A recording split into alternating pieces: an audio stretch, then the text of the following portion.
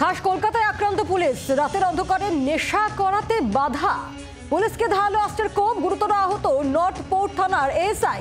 এক কনস্টেবলকে আঘাত করা হয়, গুরুতর জখম তিনিও। এএসআই ও কনস্টেবলকে ধারালো অস্ত্রের কোপ, হামলাকারী দুষ্কৃতীকে গ্রেফতার করেছে পুলিশ।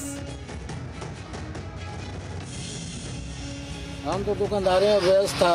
हाँ। दुनिया में गाँव पड़ा इधर लगा हुआ था, क्या हुआ था वो सब दारू ने बताया था।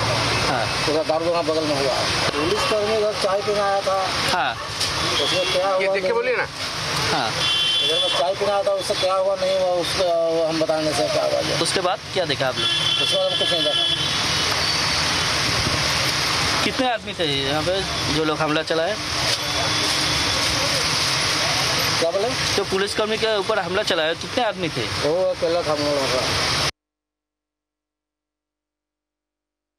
ছোড়া দূরত্বেই ঠিক এই জায়গাতে আমি যেখানে রয়েছি, হাওড়া ফুল মার্কেটের ঠিক অদূরেই, সেখানে কিন্তু আজ সন্ধ্যে 8:30 নাগাদ এখানে বেশ কয়েকজন কিন্তু এখানে নেশাগ্রস্ত অবস্থায় নেশা করছিল এবং সেই সময়তে হঠাৎই নর্থপোর্ট থানার একজন এএসআই, একজন কনস্টেবল, তারা কিন্তু এখানে আসে এবং তাদেরকে কিন্তু এখানে ফুটপাতের মধ্যে নেশা করতে বারণ করাতেই তাদের ওপর কিন্তু ঝাঁপিয়ে পড়ে ধারালো অস্ত্র নিয়ে এবং এই ঘটনার পরই কিন্তু গুরুতর আহত হয় একজন কনস্টেবল, একজন সাব ইন্সপেক্টর। এরপরেই তাদেরকে মেডিকেল কলেজে এই মুহূর্তে চিকিৎসা করার জন্য নিয়ে যাওয়া হয়েছে এবং তার পাশাপাশি পুলিশ সূত্রে যেমনটা জানা যাচ্ছে, একজনকে কিন্তু আটক করে তাকে জিজ্ঞাসাবাদ করা হচ্ছে কী কারণে ধারালো অস্ত্র দিয়ে তাদের উপর হামলা চালানো হলো।